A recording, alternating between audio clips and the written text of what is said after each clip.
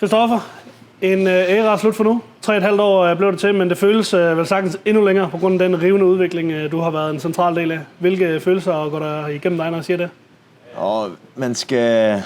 Man skal være lavet noget specielt, hvis man ikke kan mærke det helt ind i hjertet, helt ind til benet, at den her dag, den er selvfølgelig vemodig og ja, også sådan sorgfuld. Jeg har lige sagt til drengene, at ligesom forhold, der går ikke i stykker, men hvor man skal videre, så skal man afelske. Og jeg har jo brugt de sidste halvanden på at prøve at se, om jeg kunne afelske drengene, fordi at jeg holder så uendelig meget af dem i forhold til at skulle videre. Men når jeg har vågnet op om natten, eller ja, som jeg jo har gjort de sidste 3,5 år, fordi det har betydet så meget for mig, jamen så har jeg egentlig stadig tænkt Kolding og tænkt drengene, det er jo så i dag, at det så er helt slut, og jeg får sagt ordentligt farvel. Og så starter selvfølgelig et nyt kapitel, og så kommer jeg også godt videre, men det ligger helt ind til hjertet, både klubben, alle mennesker omkring, alle de minder, man har lavet sammen, og så er det jo klart, at staben og drengene, som jeg har tilbragt så mange timer med, de betyder vanvittigt meget, så det er mange følelser, der går igennem ens krop. Og lidt apropos minder, hvilke minder står så tydeligt for dig, når du nu sidder her? Nu skal jeg også prøve at snakke til alle dem, som støtter op omkring Kolding og ser med på det her. Men først og fremmest, det der er minder for mig, altså sådan personligt, det er jo hver eneste evig dag, at jeg er mødt ind på arbejde og mødt ind i Kolding med en gruppe unge drenge og totalt determinerede kollegaer. Det har været fuldstændig fantastisk for mig. Altså, at vi har fået skabt noget her over år, som er så stærkt, og det er jo også derfor, at dem vi møder, og dem der kigger udefra og kigger på Kolding, de kigger på, hvad er det for en størrelse, der bevæger sig derovre i Jylland, og hvad er det, de har gang i, og det er fordi hverdagen er så vild. For jer, jamen så er der jo en masse minder i forhold til kampe. Personligt så står vores sejr i Aarhus Fremad helt vildt højt på listen en sommerdag, hvor at vi virkelig tog det store skridt mod oprykning. Den står sådan helt klart for mig. Så det er jo klart, da vi bliver taget imod efter vi er rykket op, var en kæmpe dag.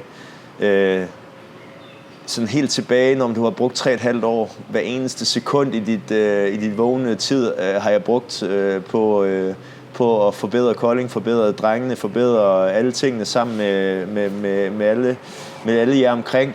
Ja, så tror jeg også, Kirsten siger derhjemme, at hun kunne måske godt have brugt endnu mere tilstedeværelse nogle gange, men det er jo der, hvor det så betyder noget, at det har været mega svært i starten. Det skal vi også være ærlige at sige. Altså, det var et hårdt altså, vi var lige ved at klare den, og jeg kom godt fra start i Kolding, og var lige ved at klare den i sidste kamp mod Skive, hvor Drost har en kæmpe chance for at gøre, at vi bliver i første division, og så dertil bruge et halvt år på at regenerere, retænke, gøre spillestil, måde at være på osv., til vi står her i dag med en masse fede kampe. En masse fans, der har givet den alt, hvad den kunne trække. Den support, jeg og spillerne har fået fra alle, det er minder, som jeg ikke ville være foruden, og som kommer til at være helt inde i benet og hjertet resten af mit liv. Og nu tager du jo så velfortjent turen til Bundesligaen og overlader cheftrænerrollen til Lasse Holmgaard. Hvad betyder det, at det bliver Lasse, der skal være din aftager på cheftrænerposten, og resten af den sportslige ledelse også fastholdes? Vi klarer sådan råd til... det var til ledelsen, det var fasthold det, som der virker, og sørg for, at drengene de føler sig trygge i det, vi laver.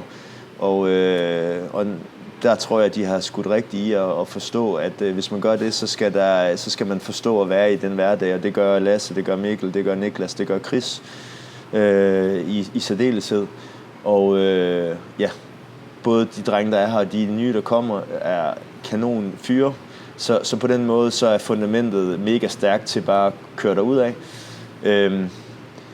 Lidt ligesom med mig her nu, så var det en kæmpe overraskelse, og jeg har slet ikke været klar på at skulle videre, fordi men det her, jeg har fået muligheder, det er selvfølgelig så stort og spændende, at det kan man ikke forklare mig i, at jeg tager og gerne vil. Men det samme med Lasse, det er jo en kæmpe mulighed for Lasse, og Lasse, det kommer ud af det blå for Lasse også, og Mikkel, at de nu kan sætte deres retning.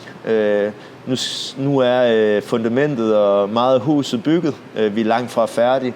Og nu kan det godt være, at den balkon, jeg var i gang med at tegne, den lidt tæt på, den bliver lidt anderledes, men på afstand, når man skal se huset, så tror jeg ikke, man kommer til at se den store forskel på, hvad for et arbejde mig og Niklas havde, og det, som Niklas, Mikkel og Lasse kommer til. Så det kan ikke være bedre, end at det er den stab, som har været så ufattelig dygtig at hjælpe mig til at træffe så mange rigtige beslutninger, som får lov at køre det videre. Og din kærlighed til klubben, den er der i hvert fald ikke nogen, der er i tvivl om, Vigman. Hvilken klub var det, du kom til, og hvad er det for en klub, du nu siger på gensyn til? Ja, altså først og fremmest så er det jo ikke mig, altså det er os. Men det er klart, at jeg kom til en klub, som havde ekstremt store ambitioner, og jeg tror, de havde ingredienserne til at putte det ned i gryden. De vidste bare ikke, hvad for nogle ingredienser, der skulle først i, og så videre. Og det har vi sammen fået orkestreret, selvfølgelig stærkt. Det giver sig selv, når det er, at vi står, hvor vi gør i dag. En fantastisk kommerciel afdeling. Nogle ejere, der har vildt det hele vejen igennem. Men hvordan er det, man lige gør det der? Det er jo sådan noget, som jeg tror, jeg har været med til at sætte en retning på. Hvordan rekrutterer man? Vi rekrutterer ikke kun på spilleren, vi rekrutterer også på mennesket. Hvordan rekrutterer man så ud for en spillestil? Hvad er det, man skal kigge efter? Og så videre, og så videre. Den samhørighed, vi har fået skabt der, den har gjort, at vi står og er gået fra en amatørklub med professionelle ambitioner til at være en professionel klub med internationale ambitioner. Og når jeg mener internationale ambitioner, så er det selvfølgelig, at den her klub skal selv realisere sig på en anden måde. Selvforståelse skal rykke sig hele tiden. Jeg glæder mig til at være den største fan af Kolding IF. Man har set, når jeg kommer lidt på afstand, fordi når du har brugt så meget tid, så kommer det ind til hjertet, og jeg glæder mig til at være på lægterne til første kamp på Aarhus, eller på Østerbro Stadion. Det glæder mig helt vanvittigt til. Og her til sidst, har du nogle ord, du gerne vil sige direkte til fansene, eller sponsorerne, eller generelt, bare til alle, der har et hjerte, der banker for Kolding IF, ligesom dig? Ja, det er sådan to del. Først så vil jeg takke. Altså, jeg er fuldstændig... I kan jo mærke, at jeg er rørt, men det har været voldsomt støtte, jeg har fået. Det har været voldsomt den måde, som I har taget mig ind på. Min familie og jeg har følt os hjemme fra start af, og I har fået mig til at præstere som det bedste, jeg overhovedet kunne. Klubben og jeg har givet mig de bedste forudsætninger for at kunne præstere bedst muligt. Så det er sådan, det er en ydmyg tak til alt det, som vi har opnået sammen, men også til de muligheder, jeg har fået, og vi sammen har kunne mærke, at vi har skabt den samhørighed, som da jeg snakkede med fansene lige inden jeg kom, der var for stor afstand mellem spillere og fans, der var for stor afstand mellem ejere og fans og spillere, og det har I været med til alle sammen. Det har vi alle sammen været med til at gøre ekstremt kompakt og tæt. Det skal I have en kæmpe tak for. Og så det næste, og det er det aller vigtigste for mig, det er, den støtte, alt det, jeg lige har stået og sagt om, det skal I fortsætte med. Fordi at Lasse, Mikkel, Niklas, de skal mærke den fuldstændig samme støtte, fordi de har lige så stor kærlighed til det her projekt, som jeg har. Og når at det bliver lidt svært en gang imellem, når båden den er lidt i ubalance og lidt i uro, når det et nederlag i ny og næ skulle indfinde sig, så lad være med at lige tænke på hullerne i osten, men tænk på det, vi er i gang med at bygge. Støt op støtte op om det her med 100.000%, for det kommer jeg til. Det er egentlig det, jeg har. Tusind tak. Selv tak.